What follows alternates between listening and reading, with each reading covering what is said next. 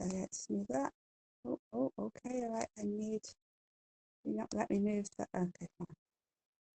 Okay, so good morning. I'm really sorry about the very slow start to that. My name's Caroline Watkins. I've been asked to do a presentation on the importance of exercise for the Worcestershire Children First project. I am not sure if this is actually going to record the volume. Don't quite know how to do a recording of volume. Maybe I'll just set a recorder on my phone. I'm so sorry. I've just realised that actually, but obviously when you try and look for a recorder quickly on your phone, random voice memo, let's just press record on the voice memo. And then we can go. So I work in Worcestershire, so it's now Hereford in Worcestershire community team, and I'm a paediatric physio, and I'm just going to do it to you guys, and who knows, I'll have to do it again if the volume doesn't work on the recording. So I suspect it won't. Oh, never mind. So what are we covering this morning? Oh, my slides are frozen. Looking at chief medical officer guidelines, thinking about general exercise, the benefits of it, and just generally things that appeal to a wider group of children, and then a bit of physio stuff on physios, posture, backpacks, and at the end there'll be time for questions, but just stick in the chat if you can't hear me. Okay. So what is exercise? I've put here the Cambridge Dictionary definition of physical activity, makes your body strong and healthy. So in my opinion, it's one of the many things that adds to a healthy life and lifestyle. It isn't just about exercise. I think sometimes it's a bit overused, the term exercise, and overused a bit too much in adults for weight loss, but for kids it should be fun. There's chief medical officer guidelines. They're suggesting an hour every single day of moderate to intense exercise, and if actually people are static, sedentary, actually this can be broken up with light exercise. So at school, walk between class, drop the register off at school, at home, pop and grab, I don't know, a pair of shoes, a treat for the dog, go and get the post from outside, you know, just breaking things up. So what does exercise do? So it has massive benefits on enabling children to develop healthy bones, muscles, joints. It improves the fitness and enables the development of the heart and the lungs and the blood vessels, and it gives positive metabolic health biomarkers with activity, and you know, these are really important in childhood and obviously for the future. It helps develop muscle control, which means you get smooth, coordinated muscles, but it's also kind of that coordination for skill activity, skill acquisition, and obviously for adult, you know, some people activity is fun and playful in childhood and it becomes a hobby in adulthood, but also for some people they turn it into competitive sports and sometimes a career. It can be used with helping maintaining a healthy body weight, but I don't think it's the be all and end all, and actually there are examples where it's exercise is abused and actually people go the other way. Loads of evidence around kind of it helps anxiety, depression. Obviously it's really excellent for that confidence, that self-expression during activities, that integration. Lifelong friendships are made via sports, whether that's individual or team, but it really pulls out the personality of people and kind of the commitment of people around activities. It's evidence around saying it encourages healthy behaviours at the time and lifelong potentially, and it actually helps improve cognitive function. Exercise makes people concentrate better, so you know it has a contributor for academic performance in school. So we look at the evidence, and actually there's evidence across all age ranges. The adult age groups, it focuses more on disease prevention, But actually, if you exercise as a child, actually that has a kind of that has a preventative effect if people continue healthy lifestyles throughout. The pictures on here are on this next slide are a little bit adult focused, but it's thinking about that intensity of exercise. So what is moderate exercise? So getting so that heart rate going up, getting slightly out of breath. They talk about the talk test. If you can talk, it's moderate exercise. If you need to pause to talk, it's more intense exercise.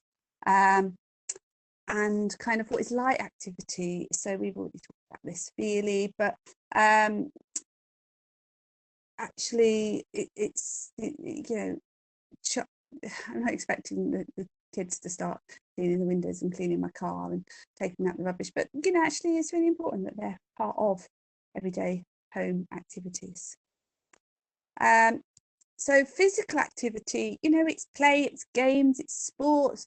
You know, there's so much crossover here. You know, skateboarding to school or biking to school is equally, it's hanging out and playing, but it's also recreation, it's PE, it can be planned exercise. You know, some of these areas which are friendship related activities as a child turn into actually more competitive stuff. But I'm not always saying it needs to be competitive. Obviously there's a stipulation in schools that everybody does PE, but actually yeah, hopefully people are interested in activities outside of PE, whether they are the same as PE or not, so to speak. We can think about physical activity being broken into active living, active recreation to sport. So, you know, I used to bike to school, I did actually bike to school. I also used to bike to work. I worked in London, but now I don't because it's too far and it's too hilly. But I have a dog. I'm not saying you need to buy a dog in order to have active recreation. But actually these things mean that I have no choice but to do some exercise.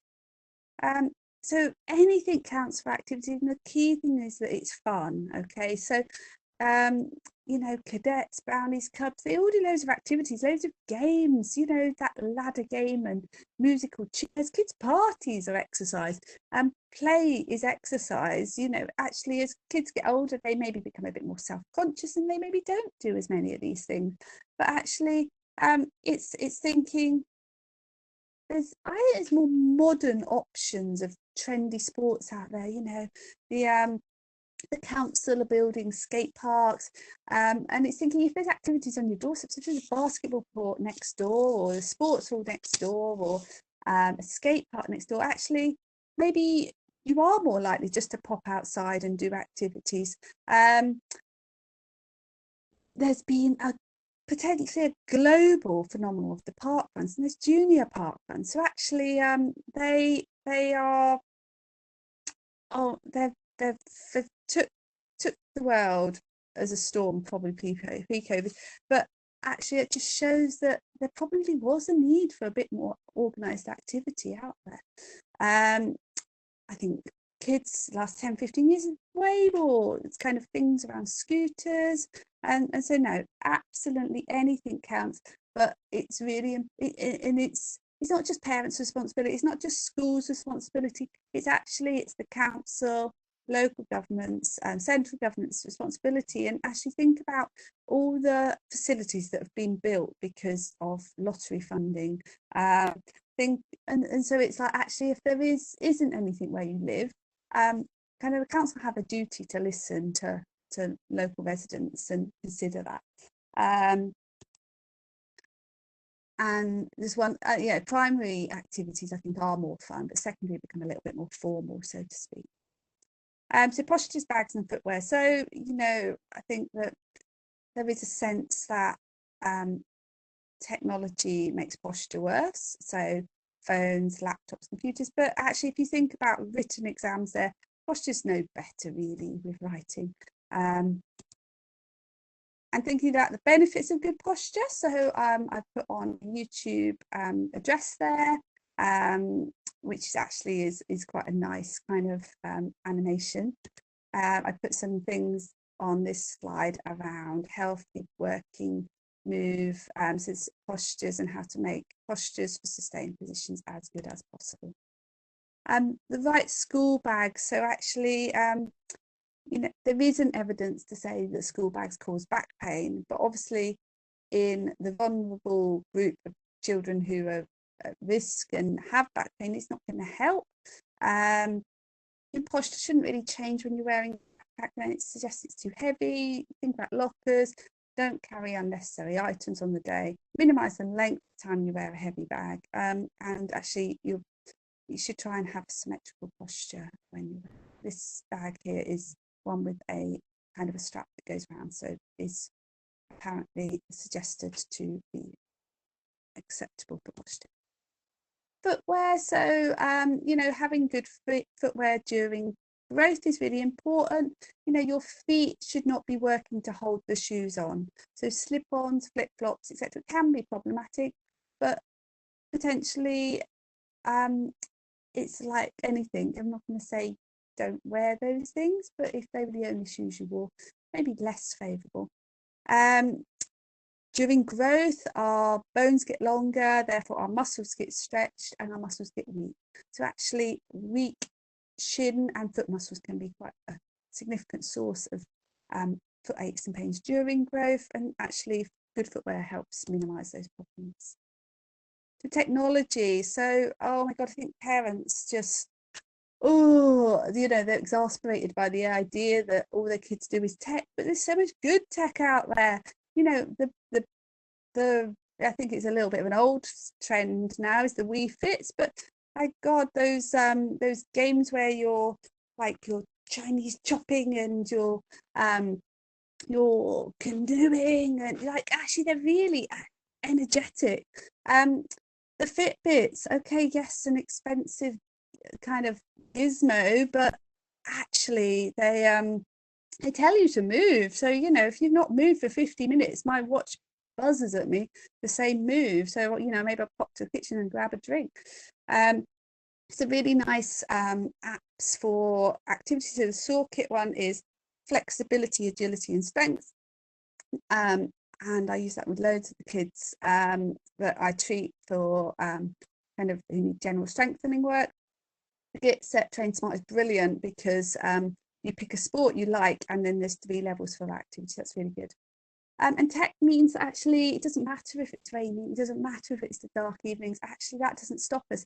And actually, if we think about 2020, you know, my neighbours were doing, the boy did his kickboxing at 5:30 last week, followed by his sister did her street dance class at 6 o'clock. So they were online, they were doing their activities, they didn't have to go anywhere. Yes, they miss the social element. It's not as fun as when they're there with their friends, but it means that things do exist. And I think it means that if you live somewhere in the middle of nowhere and you can't get there, or transport's a problem, you don't miss out, which actually is really good. You know, celebrities are out there doing exercise classes online, which is brilliant. The Change for Life stuff are really trying to put themselves out there for kind of giving family the resources and the support so that they can have active, healthy lives. And there's some fun resources. There's like the 10-minute shake-up games and then indoor activities, you know, loads of stuff's out there. But, you know, what's activity at home? Hide and seek, making dens. You know, you can play small games on the floor, you know, maybe not football inside, but you know, there's lots of fun things you can do inside. And the NHS Choice videos are really good, a bit more adolescent and adult focus, but they have like basics and like catch to 5k, kind of what you need to do. They have Pilates, they have Tai Chi, and warm up and cool down, so they have some really good stuff. So in summary, the importance of exercise, it is so important, and it's brilliant for the physical, mental well-being and individual development. And actually, the more exercise you do, the greater the benefits. So if you do more than 60 minutes, you get greater additional benefits. exercise comes in all shapes and sizes. You know, the traditional PE sports of the winter would currently be rugby, netball, football, hockey. But actually schools are getting a little bit more, you know, diverse with that. Okay, at the moment swimming's not so much of a feature, but you know, they are maybe doing more trendy stuff like rock climbing, and you know, sometimes the schools will have good after school clubs. You know, there'll be rowing, there'll be sailing. You know, my village school had frisbee club last summer, which is really fun, and it doesn't feel like sports or PE. That's just fun. And the tech is there, and fun stuff sticks. The more fun sport is, actually, the more chance that it will encourage lifelong healthy behaviours. Right, any questions? Sure, I'm going to hear people. I'm going to stop sharing. Any questions?